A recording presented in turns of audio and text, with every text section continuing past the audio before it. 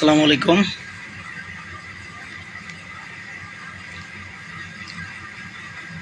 এই মুহূর্তে যারা লাইভে যুক্ত হয়েছেন সকলকে আন্তরিকভাবে ধন্যবাদ জানাচ্ছি এবং বাংলাদেশ আউটসোর্সিং কর্মচারী ঐক্য পরিষদের পক্ষ থেকে আন্তরিকভাবে কৃতজ্ঞতা স্বীকার করছি। আজকে আসলে কয়েকটি গুরুত্বপূর্ণ বার্তা দিতে আসলে লাইভে আসা। ধন্যবাদ জানাচ্ছি, দেখাও যায় শোনাও যায়। শেখ শাহিন ধন্যবাদ। আসলে কয়েকটি গুরুত্বপূর্ণ বার্তা দেওয়ার জন্য আমার লাইভে আসা। আমি সরাসরি শুরু করছি। আপনাদের মনে যে প্রশ্নগুলো আছে চেষ্টা করবো সেই প্রশ্নগুলোর উত্তর দেওয়ার জন্য, সাথে সাথে যে বার্তাটা দিতে এসেছি সেই বার্তাটা ইনশাল্লাহ আপনাদের কাছে দিব। প্রথমত হচ্ছে, আপনারা বিগত দিনের মতো করেই কয়েকদিন যাবৎ আপনারা বিভিন্নভাবে আমাকে নক করছেন এবং জানার চেষ্টা করছেন যে ঈদের আগে আসলে আমাদের বেতন, বকেয়া বেতন এবং বোনাস সহ অন্যান্য যে আর্থিক বিষয়গুলো আছে সেগুলো যেহেতু সরকারের শ্রম উপদেষ্টা মহোদয় এবং শ্রম সচিব মহোদয়ের পক্ষ থেকে বারবার বলা হয়েছিল।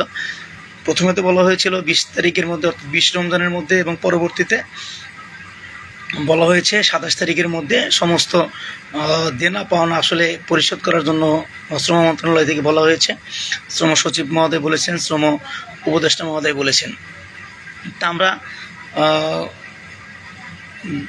বাস্তবতা হচ্ছে যে আমরা কি দেখতে পাচ্ছি, আমরা দেখতে পাচ্ছি বাংলাদেশে সকল প্রতিষ্ঠানেই কিন্তু বেতন নিয়ে মোটামুটি সমস্যা আছে। ম্যাক্সিমাম প্রতিষ্ঠানেই, বিশেষ করে স্বাস্থ্য সেক্টরের যে প্রতিষ্ঠানগুলো আছে, আমার কাছে যেটুকু তথ্য আছে 50% প্রতিষ্ঠানেও কিন্তু এই ঈদের আগে বকেয়া বেতন তারা পাচ্ছে না। এবং বোনাস সংক্রান্ত যে বিষয়গুলো সেগুলো আসলে আমাদের জন্য অত্যন্ত হৃদয় বিদারক ব্যাপার হচ্ছে যে আমরা কিন্তু বিগত 15 সালের পর থেকে আর কিন্তু বোনাস নিয়ে আসলে আমরা ঈদ করতে পারছি না। এইটা একটা মুসলিম অধ্যুষিত কান্ট্রিতে আসলে অত্যন্ত বেদনাদায়ক এবং অত্যন্ত কষ্টের। যা হোক, প্রতি বছরের মতো এবারও কিন্তু আমরা বোনাস ছাড়াই কিন্তু আসলে আমাদেরকে ঈদ করতে হচ্ছে এবং অনেক প্রতিষ্ঠানে বকেয়া বেতনও আসলে তাদের পরিশোধ করা হচ্ছে না। আমরা চেষ্টা করেছি গত 17 তারিখে শ্রম মন্ত্রণালয়ের যে মিটিংটি ছিল সেই মিটিংটিতে কিন্তু মিটিংয়ের যে কার্যপরিধি, সেই কার্যপরিধিতে কিন্তু বলা ছিল যে বকেয়া বেতন এবং চাকরিচ্যুতর যে বিষয়গুলো সেগুলো নিয়ে আসলে বিস্তারিত আলোচনা হবে এবং সেখান থেকে একটা সিদ্ধান্ত আসবে। তো অত্যন্ত দুঃখের বিষয় হচ্ছে যে 17 তারিখে আমরা মিটিং করলাম, সেই মিটিংয়ের সিদ্ধান্ত আমরা আজকে দুপুর 2টার পরে পেলাম। সেই যে সিদ্ধান্ত সেখানেও কিন্তু পরিষ্কারভাবে কোনো প্রতিষ্ঠানকে কিন্তু ইনস্ট্রাকশন দেওয়া হয়নি যে আপনারা দ্রুত বেতন, বকেয়া বেতন পরিশোধ করবেন অথবা চাকরিচ্যুত যারা আছে তাদেরকে চাকরিতে পুনর্বহাল করবেন। আজকে যে চিঠিটা আমরা পেয়েছি, যে আমাদের 17 তারিখের যে মিটিংটা ছিল সেই 17 তারিখের মিটিংয়ের যে মিনিটস আমরা পেলাম আজকে, সেই মিনিটসে কিন্তু শুধু বলা আছে যে সেই মিটিংয়ে সিদ্ধান্ত হয়েছিল আমরা বকেয়া বেতন সংক্রান্ত যে সমস্যা আছে সেগুলো যদি শ্রম অধিদপ্তর বরাবর কেউ আবেদন করে এবং চাকরিচ্যুত যারা তারা যদি শ্রম অধিদপ্তর বরাবর কেউ আবেদন করে, তাহলে আমাদের যে কমিটি আছে সেই কমিটিতে বসে তাদের বিষয়গুলো নিয়ে আলোচনা করবে এবং সেগুলো সমাধান করবে। তো আমার প্রশ্ন হচ্ছে শ্রম মন্ত্রণালয়ের কাছে যে যদি আপনারা এই সিদ্ধান্ত নেবেন তাহলে এত দেরিতে কেন? আমরা 17 তারিখে মিটিং করলাম, একটা মিটিংয়ের মাইনর সর্বোচ্চ যদি আপনারা প্রায়োরিটি দিতেন তাহলে 18 তারিখে কিন্তু সেটা আমরা পেয়ে যেতাম। তো আপনারা এই যে আপনার সময় ক্ষেপণ করলেন, সময় ক্ষেপণ করে এখন আমাদেরকে একটা রেজাল্ট দিলেন যে আমরা আবারও মিটিংয়ে বসবো, আবারও মিটিং বসে আমরা এই বকেয়া বেতন এবং চাকরিচ্যুতদের বিষয় নিয়ে আসলে আমরা আলোচনা করব। আমি আজকে যে রেজলিউশন অথবা মিটিংয়ের যে সিদ্ধান্ত আমরা পেয়েছি, এই সিদ্ধান্তকে আমি বাংলাদেশ আউটসোর্সিং কর্মচারী ঐক্য পরিষদের পক্ষ থেকে আমি তীব্রভাবে এই সিদ্ধান্তের প্রতিবাদ জানাচ্ছি এবং এই সিদ্ধান্তকে আমরা কোনোভাবেই আমরা অ্যাকসেপ্ট করতে পারি না। কারণ সরকারের পক্ষ থেকে যে সকল সিদ্ধান্ত নেওয়া উচিত ছিল সরকার কিন্তু আসলে সে সকল সিদ্ধান্ত নেয়নি। আমাদের শ্রম সচিব মহোদয় যেভাবে বলেছেন আমরা কিন্তু আশ্বস্ত হয়েছিলাম যে অতি দ্রুত সময়ের মধ্যে হয়তো আমরা বকেয়া বেতন এবং চাকরিযুক্ত যে বিষয়গুলো সেগুলো আমরা সমাধান করতে পারবো। কিন্তু 17 তারিখে মিটিং করার পরে সেই মিটিংয়ের রেজলিউশন অথবা সিদ্ধান্ত আমরা আজকে পেলাম, এবং সেখানে পরিষ্কার ভাষায় বলা আছে যে আরেকটা মিটিং হবে, সেখানে গিয়ে এই বিষয়গুলো নিয়ে আমরা সমাধানের জন্য আলোচনা করব। তাহলে 17 তারিখে মিটিং আপনারা 18 তারিখে যদি বলতেন এবং ঈদের আগে যদি আপনারা অ্যাটলিস্ট আরেকটা মিটিং কল করতেন, তাহলে আমরা বুঝতে পারতাম যে ঠিক আছে, আপনারা আসলে আন্তরিক আমাদের জন্য, আপনারা বকেয়া বেতন পরিশোধের জন্য চেষ্টা করছেন এবং চাকরিদের বিষয়গুলো চাকরি ফেরত দেওয়ার জন্য আপনার আন্তরিকতা দেখাচ্ছেন। আমার যেটা মনে হচ্ছে যে শ্রম অধিদপ্তর থেকে যে পদক্ষেপটি নেওয়া হয়েছে সেগুলো আসলে ঈদের পরে গিয়ে আসলে এটা ইফেক্টিভ হবে, এবং ঈদের পরে হয়তো আমাদের যে কমিটি, সেই কমিটি হয়তো মিটিং আবার কল করা হবে, সেখানে হয়তো চাকরিযুক্ত বিষয় এবং বেতন বকের যে বিষয়গুলো সেগুলো নিয়ে আসলে আলোচনা হবে। তো আমি অত্যন্ত দুঃখ ভারাক্রান্ত হৃদয় নিয়ে আসলে বলতে চাই যে শ্রম অধিদপ্তরের যে সিদ্ধান্ত, সেই সিদ্ধান্তটি অবশ্যই 17 তারিখের পরে 18 অথবা 19 তারিখ বা 20 তারিখের মধ্যে নেওয়া উচিত ছিল। যদিও সেই সিদ্ধান্তটি শ্রম অধিদপ্তরে নেয়নি, তা আশা করব আমরা যদি নেক্সট মিটিংয়ে বসি, তাহলে অবশ্যই আমাদের জায়গা থেকে সুস্পষ্টভাবে আমাদের বক্তব্য থাকবে যে যেদিন আমরা মিটিংয়ে থাকবো সেই মিটিংয়ের সিদ্ধান্ত অবশ্যই 2 কার্য দিবসের মধ্যে আমাদেরকে দিতে হবে, এবং যে বিষয়গুলো নিয়ে আলোচনা হবে সেই বিষয়গুলো সিদ্ধান্ত আকারে আমাদের সেই রেজুলেশন আসলে উল্লেখ করতে হবে। আমরা সেখানে প্রথমে যে বিষয়টি নিয়ে আলোচনা করেছিলাম সেটা হচ্ছে যে আমরা যে সকল সমস্যা ফেস করছি সেই সকল সমস্যা সমাধানের জন্য আমাদেরকে আউটসোর্সিং যে নীতিমালা আছে সেই নীতিমালাটিকে পরিবর্তন করতে হবে। এখন সেই নীতিমালা যদি পরিবর্তন না করি বা শ্রম অধিদপ্তর থেকে বা অর্থ মন্ত্রণালয় থেকে যদি সেই নীতিমালা পরিবর্তনের উদ্যোগ গ্রহণ না করা হয়, তাহলে কিন্তু আমাদের যে চাহিদা অর্থাৎ আমাদের দাবি, সেই দাবিটি পূরণ করতে কিন্তু আমাদের জন্য আসলে আবার নতুন করে পরিকল্পনা করতে হবে। তো আমরা চাই না যে আমরা আসলে আমরা টাইম নষ্ট করতে চাই না, আমরা মাসের পর মাস আসলে অপেক্ষা করতে চাই না। আমরা চাই দ্রুত সময়ের মধ্যে দাবি আসলে বাস্তবায়িত হোক, এটা হচ্ছে আমাদের প্রচেষ্টা। সেই জায়গা থেকে আপনারা দেখেছেন আমরা আউটসোর্সিং কর্মচারী ঐক্য পরিষদের পক্ষ থেকে বিগত 2 দিন আগে আমরা মন্ত্রণালয়ে ঢুকেছিলাম। সেখানে শ্রম সচিব মহোদয়ের PS মহোদয়ের সাথে কথা বলেছি। উনি আমাদের কাছে যে সকল তথ্যপত্র চেয়েছিলেন সেই সকল তথ্যপত্র আমরা জমা দিয়েছি, এবং আজকে দেখেছেন আমাদের মাহবুব রহমান আনিস ভাইও কিন্তু আরও কয়েকজন সহ সেখানে আমাদের ইয়াসিন আউলাদার ভাই ছিল, আমাদের মজিবুর ভাই ছিল, ওনারা কিন্তু মিলেই কিন্তু সেখানে গিয়েছিলেন, এবং ওনারাও কিন্তু চেষ্টা করছেন যেন দ্রুত সময়ের মধ্যে অর্থ মন্ত্রণালয় থেকে একটি মিটিং আমাদের সাথে আসলে অ্যারেঞ্জ করা হয়। তো আমরা আমাদের জায়গা থেকেও চেষ্টা করছি, আনিস ভাইও চেষ্টা করছে। আশা করছি আমরা দ্রুত সময়ের মধ্যে হয়তো অর্থ মন্ত্রণালয়ের সাথে আমরা সেই মিটিংটি আমরা করতে পারবো। আমরা আবারও আপনাদেরকে জানাতে চাই, গতকালকেও কিন্তু আমরা শ্রম সচিব মহোদয় যে PS মহোদয় আছেন ওনার সাথে কিন্তু আমরা আনঅফিসিয়ালিও কথা বলেছি, এবং ওনাকে আমরা সকল তথ্যপত্র কিন্তু আমরা জমা দিয়েছি। এবং আমাদের অত্র সংগঠনের যে অভিভাবক আছেন আমাদের সকলের প্রিয় অ্যাডভোকেট মাহবুব রহমান ইসমাইল ভাই, তো উনিও কিন্তু চেষ্টা করছেন যেন দ্রুত সময়ের মধ্যে আমাদের যে নীতিমালা, সেই নীতিমালার পরিবর্তনের যে পদক্ষেপ, সেই পদক্ষেপ হিসেবে অর্থ মন্ত্রণালয় থেকে যে কমিটিটি হওয়ার কথা সেই কমিটি যেন দ্রুত সময়ের মধ্যে করা হয়। আসলে আমরা মনে করছি শ্রম অধিদপ্তর বা শ্রম মন্ত্রণালয় থেকে যে সুপারিশটি আমাদের পক্ষে করা হয়েছে, অর্থ মন্ত্রণালয় সেই সুপারিশ বাস্তবায়ন করার জন্য এখন পর্যন্ত দৃশ্যমান কোন পদক্ষেপ আমাদের জানা মতে আসলে নেয়নি। যদি পদক্ষেপ নিতে তাহলে অবশ্যই আমাদের সাথে ওনারা আলোচনা করতেন এবং আমাদেরকে ওনারা কমিটিতে রাখতেন, এবং কমিটিতে রেখে আসলে মিটিং কল করে আমাদের মতামত নিতেন এবং মতামতের ভিত্তিতে সিদ্ধান্ত গ্রহণ করতেন। আমি আজকে লাইভের মাধ্যমে পরিষ্কার ভাষায় বলতে চাই, যদি অর্থ মন্ত্রণালয় ভিতরে নিজেরা কোনো সিদ্ধান্ত নেন যে আউটসোর্সিং নীতিমালা পরিবর্তন না করে, অথবা যদি কোনো সংস্কারের চেষ্টা করেন যেখানে আপনার ঠিকাদারি প্রথাকে রাখবে এবং ঠিকাদারকে রেখে যদি আমাদেরকে সুযোগ সুবিধা বাড়িয়ে দিয়ে যদি নীতিমালা সংস্কারের অপচেষ্টা করেন, তাহলে আমরা এটাকে কঠোর হাতে দমন করব এবং আমাদের জায়গা থেকে আমরা সর্বাত্মকভাবে আন্দোলন সংগ্রাম করে কিন্তু এটাকে প্রতিহত করব। আমাদের দাবি হচ্ছে ঠিকাদারি প্রথা বিলুপ্ত করে আমাদের এই নীতিমালা পরিবর্তন করতে হবে, ঠিকাদারি প্রথা বিলুপ্ত করতে হবে, স্ব প্রতিষ্ঠানে আমাদেরকে নিয়োগ প্রদান করতে হবে। এর বাইরে আমাদেরকে যতই বেতন বৃদ্ধি করে দেওয়া হোক, যতই বোনাস ফেরত দেওয়া হোক, এবং যতই আমাদেরকে কল্যাণ তহবিল লোভ দেখানো হোক, এই বিষয়গুলোতে আমরা কোনোভাবেই সন্তুষ্ট থাকবো না। পরিষ্কার কথা হচ্ছে যে আমাদেরকে নীতিমালা পরিবর্তন করে আমাদের স্ব প্রতিষ্ঠানের ঠিকাদার ব্যতীত আমাদেরকে নিয়োগ প্রদান করার জন্য নীতিমালা পরিবর্তন করতে হবে। এর বাইরে যদি আপনারা কোনো সিদ্ধান্ত গ্রহণ করেন, অর্থ মন্ত্রণালয় করেন, জনপ্রশাসন মন্ত্রণালয় করেন, অথবা যদি শ্রম মন্ত্রণালয় থেকে করেন, আমরা কোনোভাবেই বাংলাদেশের সকল ভুক্তভোগী আউটসোর্সিং, দৈনিক মজুরি ভিত্তিক কর্মচারী এবং প্রকল্প ভিত্তিক কর্মচারী যারা আছেন তাদের পক্ষ থেকে, আউটসোর্সিং কর্মচারী ঐক্য পরিষদের পক্ষ থেকে এবং কল্যাণ পরিষদের পক্ষ থেকে আমাদের অবস্থান হচ্ছে যে আমরা কোনোভাবেই ঠিকাদার রেখে আমরা কোনো রকম সিদ্ধান্ত আমরা মানব না। আমরা সেটাকে অবশ্যই প্রতিহত করব এবং আমাদের দাবি না মানা পর্যন্ত, পরিষ্কারভাবে আমাদের ঠিকাদারি প্রথা বিলুপ্ত করে পরিপত্র জারি না করা পর্যন্ত আমাদের যে আন্দোলন সংগ্রাম, এই আন্দোলন সংগ্রাম কিন্তু অব্যাহত থাকবে।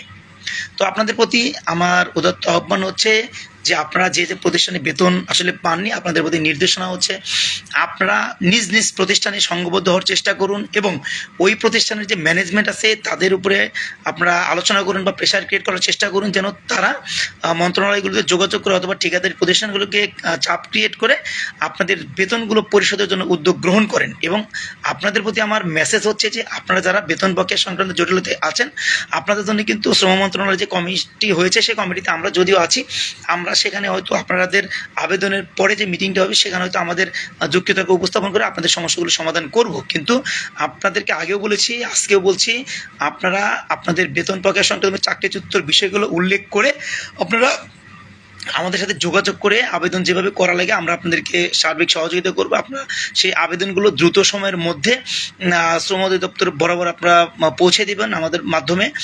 আমরা চেষ্টা করব যেন নেক্সট যে মিটিং আছে সেই মিটিংটিতে আপনাদের সকল সমস্যার জন্য আমরা সমাধান করতে পারি, এই বিষয়গুলো নিয়ে আমরা আসলে চেষ্টা করব। আজকে শ্রম মন্ত্রণালয় থেকে আমাকে যখন ফোন দেওয়া হয় আমি এই বিষয়টি পরিষ্কার করেছি যে আপনারা নেক্সট যে মিটিং করবেন সেটা যেন দ্রুত সময়ের মধ্যে মিটিংটাকে কল করা হয় এবং দ্রুত সময়ের মধ্যে যেন আমাদের সকল ভাই বোনদের যে দাবি আছে সেই দাবিগুলো যেন আসলে বাস্তবায়ন করা হয়। আরেকটি বিষয় হচ্ছে যে মেসেজটি আপনাদেরকে যাওয়ার জন্য আমি লাইভে এসেছি, সেই মেসেজটি আপনাদেরকে আসলে দিচ্ছি। আপনারা হয়তো অনেকেই জানবেন অথবা অনেকে হয়তো জানেন না, সরকারের পক্ষ থেকে নীতিমালা পরিবর্তন বা সংস্কারের যে প্রস্তাবনা বা যে উদ্যোগটি গ্রহণ করা হয়েছে, আপনার শ্রম মন্ত্রণালয়ের প্রস্তাবনার প্রেক্ষিতে অর্থ মন্ত্রণালয় যে উদ্যোগটি গ্রহণ করেছেন তারই উদ্যোগ হিসেবে বিভিন্ন প্রতিষ্ঠানই কিন্তু মন্ত্রণালয়গুলোর পক্ষ থেকে সেই স্ব প্রতিষ্ঠান প্রধান যারা আছে তাদের কাছে কিন্তু জানতে চাওয়া হয়েছে যে ঠিকাদারের বিরুদ্ধে আমাদের যে সকল অনিয়ম দুর্নীতির অভিযোগ আমরা করেছি বা ঠিকাদার থাকার কারণে যে সকল অনিয়ম দুর্নীতিগুলো হচ্ছে এবং ঠিকাদার থাকার কারণে আমরা যেভাবে আমরা অত্যাচারিত হচ্ছি সেই বিষয়গুলো যে আমরা বিভিন্ন মন্ত্রণালয়ে উপস্থাপন করেছি সেই বিষয়গুলো আসলে মানে সত্যতা কতটুকু আছে সেগুলো জানার জন্য বিভিন্ন প্রতিষ্ঠানে কিন্তু গণশুনানির ব্যবস্থা করা হচ্ছে। বিশেষ করে সেই প্রতিষ্ঠানের প্রধানকে বলা হয়েছে যে যে সকল অভিযোগ আমরা করেছি সে সকল অভিযোগ আসলে সঠিক আছে কিনা, সে সকল অভিযোগের কতটুকু সত্যতা আছে সে সকল সত্যতা নিশ্চিত হওয়ার জন্য বিভিন্ন প্রতিষ্ঠান আসলে গণশুনানির ব্যবস্থা করা হয়েছে। আমাদের পেট্রো সেন্টারে যে সকল কোম্পানি আছে ইতিমধ্যে কয়েকটি কোম্পানিতে গণশুনানির ব্যবস্থা করা হয়েছে এবং আমাদের জায়গা থেকে আমরা চেষ্টা করেছি ঠিকাদারি প্রতিষ্ঠান থাকলে আমাদের আসলে কি কি সমস্যা, আমরা কেন ঠিকাদারি প্রতিষ্ঠান রাখতে চাই না, কেন ঠিকাদারের মাধ্যমে আমরা নিয়োগপ্রাপ্ত হতে চাই না, এই বিষয়গুলো আমরা সুন্দরভাবে আসলে উপস্থাপন করার চেষ্টা করেছি এবং প্রতিষ্ঠান প্রদানের মাধ্যমে আমরা আমাদের যে পেট্রো সেন্টার আছে সেই পেট্রো সেন্টারের মাধ্যমে আমরা জ্বালানি মন্ত্রণালয় বরাবর আমরা একটা মেসেজ দেওয়ার চেষ্টা করছি যেন পজিটিভ মেসেজ যায় এবং অবশ্যই যেন ঠিকাদার বাতিল করার জন্য আমাদের এই যে গণশুনানির যে রিপোর্ট সেই রিপোর্টে যেন আমাদের পক্ষে সহায়ক ভূমিকা পালন করে। তো আপনাদের উদ্দেশ্যে আমার বার্তা হচ্ছে, যদি আপনাদের প্রতিষ্ঠান থেকে আপনাদের প্রতিষ্ঠান প্রধান অথবা রেসপন্সিবল কোনো অফিসার যদি গণশুনানির ব্যবস্থা করে আপনাদেরকে যদি ডাকে, আপনাদের যদি মতামত চায়, সেক্ষেত্রে আপনারা পরিষ্কারভাবে আগে থেকে প্রস্তুতি নিয়ে রাখবেন যে ঠিকাদারি প্রতিষ্ঠান কেন আপনারা রাখতে চান না বা ঠিকাদারের মাধ্যমে কেন আপনারা নিয়োগপ্রাপ্ত হতে চান না, কেন ঠিকাদার ব্যতীত সরাসরি প্রতিষ্ঠানের মাধ্যমে আপনারা নিয়োগপ্রাপ্ত হতে চান, এই বিষয়গুলো আপনারা কিভাবে উপস্থাপন করবেন, তার পক্ষে আপনাদের কি কি যুক্তি আছে সেই যুক্তিগুলো আপনারা আগে থেকেই রেডি করে রাখবেন যেন গণশুনানির ব্যবস্থা করলে বা গণশুনানিতে আপনাদের অংশগ্রহণ নিশ্চিত করলে আপনারা সেই বিষয়গুলো সুন্দরভাবে এবং নিয়মতান্ত্রিকভাবে আপনারা সুন্দর করে উপস্থাপন করতে পারেন। আপনাদের উপস্থাপনের উপরে ভিত্তি করে কিন্তু সেই প্রতিষ্ঠানগুলো থেকে রিপোর্ট মন্ত্রণালয়ে যাবে এবং মন্ত্রণালয় সেই রিপোর্টগুলোকে কিন্তু আমলে নিয়ে একটা গভর্নমেন্ট কিন্তু একটা সিদ্ধান্ত নেবে। সেই জায়গা থেকে আপনাদের প্রতি আমার উদাত্ত আহ্বান থাকবে, আপনারা নিজ নিজ দায়িত্বের জায়গা থেকে আপনারা নিজে আরেকজনের সাথে আপনারা আলোচনা করে কোনভাবে আপনারা যুক্তিতর্ক উপস্থাপন করবেন এবং ঠিকাদার কেন রাখবেন না সেই বিষয়গুলো আপনারা কীভাবে উপস্থাপন করবেন, এই বিষয়গুলো আপনারা আগে থেকেই নিজেদের মতো আলোচনা করে নেবেন এবং সকলের কথা যেন একই রকম হয় এই বিষয়গুলো আপনারা আগে থেকেই আলোচনা করে নেবেন এবং হোমওয়ার্ক করে নেবেন। এটাই ছিল আপনাদের প্রতি আসলে আমার বিশেষ বার্তা। যেহেতু মন্ত্রণালয় পদক্ষেপ গ্রহণ করেছে, অবশ্যই আপনাদের প্রতিষ্ঠানগুলোতে গণশুনানি ব্যবস্থা হবে এবং অবশ্যই আপনাদের মতামত নেওয়া হবে। তো যদি মতামত নেয় তাহলে আপনাদের জায়গা থেকে আপনারা সর্বাত্মকভাবে চেষ্টা করবেন যেন ঠিকাদার প্রতিষ্ঠান না রেখে আমাদেরকে নিয়োগপ্রাপ্ত করা হয় এবং পরিপত্র জারি করা হয়।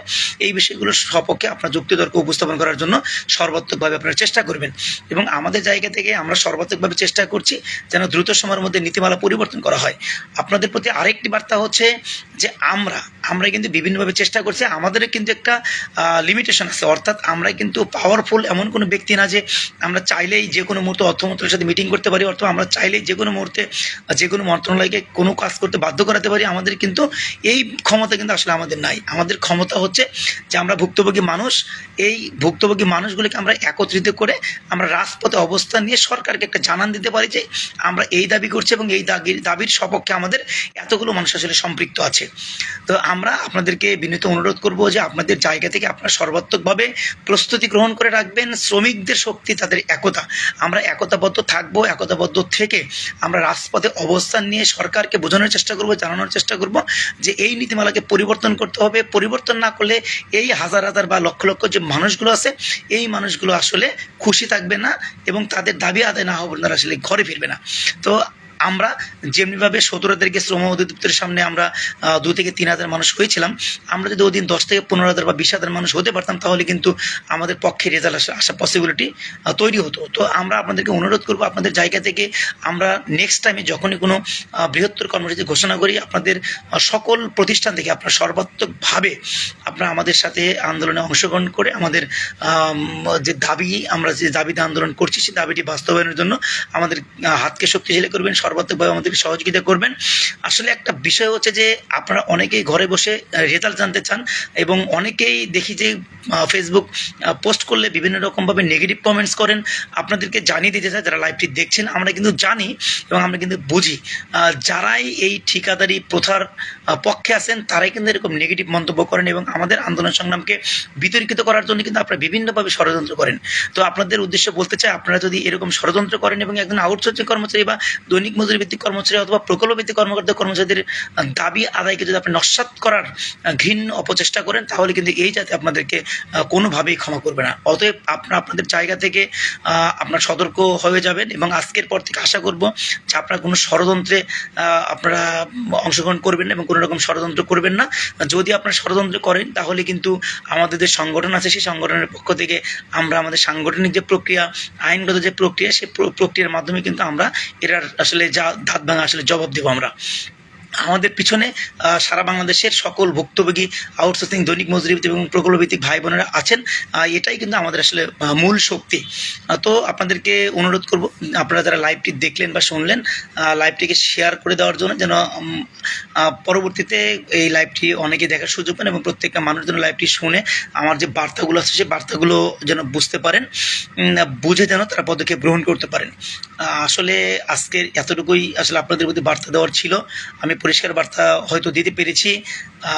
আপনারা যারা আমার লাইভটি দেখলেন বিভিন্ন প্রতিষ্ঠান থেকে যারা দেখলেন তাদেরকে ধন্যবাদ জানাচ্ছি এবং আরেকটি বিষয় আপনাদেরকে বলতে চাই, যাদের ইতিমধ্যে টেন্ডার হয়েছে তাদের বিষয় নিয়ে কিন্তু আমরা কাজ করছি। আপনারা ইতিমধ্যে আপনাদের জানবেন যে আমরা 69টা প্রতিষ্ঠানে যে প্রতিষ্ঠানগুলোতে টেন্ডার হচ্ছে সেই প্রতিষ্ঠানগুলো কিন্তু আমরা তালিকা করেছি এবং যে জায়গাতে দিলে আপনাদের চাকরিচ্যুত করা হবে না বা আপনাদের চাকরি থেকে বের করে দেওয়া হবে না সেই বিষয়গুলো নিশ্চিত হওয়ার জন্য কিন্তু আমরা আমাদের জায়গা থেকে বিভিন্ন মন্ত্রণালয়ে কিন্তু আমরা সেই তথ্যপত্রগুলো পাঠিয়েছি এবং নেক্সট যে মিটিংটি হবে শ্রম মন্ত্রণালয়, শ্রম অধিদপ্তরে, সেখানে কিন্তু আমরা আমাদের প্রায়োরিটি থাকবে যে অ্যাটলিস্ট যারা চাকরিতে আছে তাদেরকে যেন কোনোভাবে চাকরিচ্যুত করা না হয় এবং বেতন যেন দ্রুত পরিশোধ করা হয় এবং সর্বোপরি প্রথমে যে আমাদের দাবিটি থাকে সেটা তো অবভিয়াসলি থাকবে, সেটা হচ্ছে যে আউটসোর্সিং নীতিমালা পরিবর্তন করে ঠিকাদার প্রথাকে বিলুপ্ত করে আমাদের স্ব প্রতিষ্ঠানের মাধ্যমে নিয়োগের যে প্রক্রিয়া, সে প্রক্রিয়াটা যেন শ্রম মন্ত্রণালয় থেকে আবারও সুপারিশপত্র বা অর্থ মন্ত্রণালয়ের সাথে যোগাযোগ যেন শ্রম মন্ত্রণালয়ের পক্ষ থেকে করা হয়, সেই বিষয়গুলো নিয়ে আমরা আসলে কাজ করব। আমরা চেষ্টা করব আমরা ঈদের আগেই যেন শ্রম মন্ত্রণালয়ের পক্ষ থেকে শ্রম সচিব মহোদয়কে দিয়ে অর্থ সচিব মহোদয়ের সাথে আলোচনা করে আমরা দ্রুত সময়ের মধ্যে যেন এই মিটিংটি করার একটা ব্যবস্থা হয় এবং তাদের জায়গা থেকে যেন উদ্যোগ গ্রহণ করা হয়, আমাদেরকে সাথে নিয়ে নীতিমালা পরিবর্তনের যে কাজটুকু, সেই কাজটুকু যেন অর্থ মন্ত্রণালয় করার ইনিশিয়েট নেয়। এই বিষয়গুলো নিশ্চিত করার জন্য আমাদের সকলের প্রিয় আমাদের মাহবুবুর রহমান ইসমাইল ভাই, ওনাকে সাথে নিয়ে আমরা পদক্ষেপ গ্রহণ করছেন এবং আমাদের সার্বিক সহযোগিতা করছেন নাগরিক পার্টির আমাদের সকলের প্রিয় মাসরুল ইসলাম ফকির ভাই থেকে শুরু করে যে সকল নেতৃবৃন্দ আমাদের সার্বিক সহযোগিতা করছেন, আমরা আসলে তাদের প্রতি কৃতজ্ঞতা প্রকাশ করছি, ধন্যবাদ জানাচ্ছি। এবং আগামী দিনেও ওনারা আমাদের পাশে থাকবেন। আমাদের দাবি যে যৌক্তিক দাবি, সেই যৌক্তিক দাবি বাস্তবায়িত না হওয়া পর্যন্ত তারা আসলে পাশে থেকে আমাদের পাশে থেকে সার্বিক সহযোগিতা করবে। তো ধন্যবাদ জানাচ্ছি সকলে আসলে ভালো থাকবেন এবং আপনাদের যদি যে প্রক্রিয়ায় আবেদন করবেন সেই প্রক্রিয়াটি বুঝতে অসুবিধা হয়, তাহলে আমাদের আউটসোর্সিং কর্মচারী ঐক্য পরিষদের যে দপ্তর সম্পাদকের দায়িত্ব পালন করছেন আমাদের সকলের প্রিয় সংসদ সচিবালয়ে কর্মরত আমাদের আওলাদ হোসেন ভাই, আপনারা তাদের সাথে যোগাযোগ করবেন এবং তারা আপনাকে সার্বিক সহযোগিতা করবেন কীভাবে আপনারা আসলে আবেদনটি করবেন, কোন প্রক্রিয়ায় আবেদনটি করবেন, কী কী সমস্যা সেখানে উল্লেখ করতে হবে, কার বরাবর অ্যাড্রেস করতে হবে, এই বিষয়গুলো উনি আপনাদেরকে নিশ্চিত করবেন এবং জমা দেওয়ার সময় অবশ্যই উনি আপনাদেরকে সার্বিক সহযোগিতা করবেন। তো আসলে ধন্যবাদ জানাচ্ছি সকলে ভালো থাকবেন। ইনশাল্লাহ আমরা দ্রুত সময়ের মধ্যে দাবি বাস্তবায়ন করার জন্য আমাদের যদি আন্দোলন সংগ্রামের প্রয়োজন হয়, তাহলে যার যার জায়গা থেকে আসলে সর্বাত্মক প্রস্তুতি গ্রহণ করে রাখবেন। আমরা খুব দ্রুত সময়ের মধ্যে আন্দোলন সংগ্রাম থ্রো করব। তবে অবশ্যই আপনাদের প্রতি আমাদের বিশেষ বার্তা হচ্ছে যে আমরা আমাদের মধ্যে কোনো রকম বিভাজন রাখবো না, কেউ কাউকে ছোট করে কথা বলবো না। আমাদের পক্ষ থেকে আমাদের 1টা 2টা 5টা 10টা সংগঠন থাকতেই পারে, আমাদের উদ্দেশ্য কিন্তু একটাই, সেটা হচ্ছে আউটসোর্সিং, দৈনিক মজুরি এবং প্রকল্পভিত্তিক ভাই বোনদের ভাগ্যের পরিবর্তন করা, আউটসোর্সিং প্রথাকে বিলুপ্ত করা, আউটসোর্সিং নীতিমালাকে পরিবর্তন করা এবং স্ব প্রতিষ্ঠানের মাধ্যমে নিয়োগপ্রাপ্ত হওয়া। তো যাদের যেগুলো সংগঠন এই প্রক্রিয়ার অংশ এবং যে সংগঠনগুলো এই উদ্দেশ্যকে সামনে রেখে কাজ করছেন, তারা আমাদের ভাই, আমরা সকলে ভাই, আমাদের 2-3টা সংগঠনে থাকতে পারে। আমরা যখন আন্দোলন সংগ্রাম থ্রো করব এবং রাজপথে নামবো, তখন কিন্তু আমরা প্রত্যেকটা সংগঠনই একত্রিত হয়েই কিন্তু আমরা রাজপথে নামবো। আমাদের মধ্যে কোনো বিভাজন নাই। ভুল করে আপনারা যারা সাধারণ ভাই বোনেরা আছেন, আপনাদেরকে অনুরোধ করবো যে আপনারা নিজেরা কখনোই আমাদের কারো পক্ষ বিপক্ষ নিয়ে এই ফেসবুক লাইভ বলেন বা ফেসবুক পোস্ট বলেন, সেগুলোতে আনিস ভাইয়ের পক্ষ নিয়ে কেউ আমাকে গালমন্দ করবে না, অথবা আমার পক্ষ নিয়ে কেউ আনিস ভাইকে গালমন্দ করবে না। এটা হচ্ছে আপনাদের প্রতি আমাদের বার্তা। কারণ আমাদের মধ্যে কিন্তু সম্পর্কের যথেষ্ট গভীরতা আছে, যথেষ্ট আমাদের মধ্যে সম্পর্ক ভালো এবং আমি চেষ্টা করি আমরা যেন 1 দিন 2 দিন পর পরে নিজেদের মধ্যে আলোচনা করে আমরা সমস্যার সমাধানগুলো কীভাবে করা যায় এই বিষয়গুলো আমরা আলোচনা করি। ইভেন গতকাল রাতে কিন্তু আমি আনিস ভাইয়ের সাথে কথা বলেছি এবং পরামর্শ করেছি। আজকে ওনারা অর্থ মন্ত্রণালয়ে গিয়েছেন, আমি এই বিষয়েও কিন্তু অবগত হয়েছি এবং আমরাও কিন্তু শ্রম মন্ত্রণালয়ে গিয়েছি, অর্থ মন্ত্রণালয়ে গিয়েছি, ওনারাও অবগত আছেন।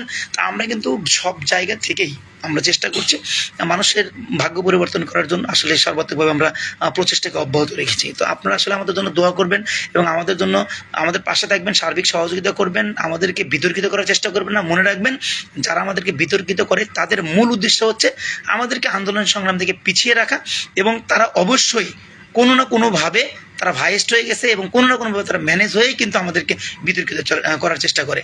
তো আপনাদেরকে উদাত্ত আহ্বান থাকবে, আপনারা কোনোভাবে আমাদেরকে বিতর্কিত করার চেষ্টা করবেন না। এবং সাধারণ যারা আমার লাইভটি দেখছেন তাদের প্রতি উদাত্ত আহ্বান হচ্ছে যে যদি কেউ আমাদেরকে বিতর্কিত করার চেষ্টা করে, সেটা আমি যদি আনিস ভাইকে করার চেষ্টা করি, আনিস ভাই যদি আমাকে করার চেষ্টা করে, অথবা অন্য কোনো নেতৃবৃন্দ যদি আমাদেরকে বিতর্কিত করার চেষ্টা করে, তাহলে আপনাদের জায়গা থেকে আপনাদের দায়িত্ব হচ্ছে তাকে প্রতিহত করা এবং তাকে নিষ্ক্রিয় করে রাখা এবং তাদের কথায় আপনারা মনোযোগ না দেওয়া, তাদের কথা না শোনা।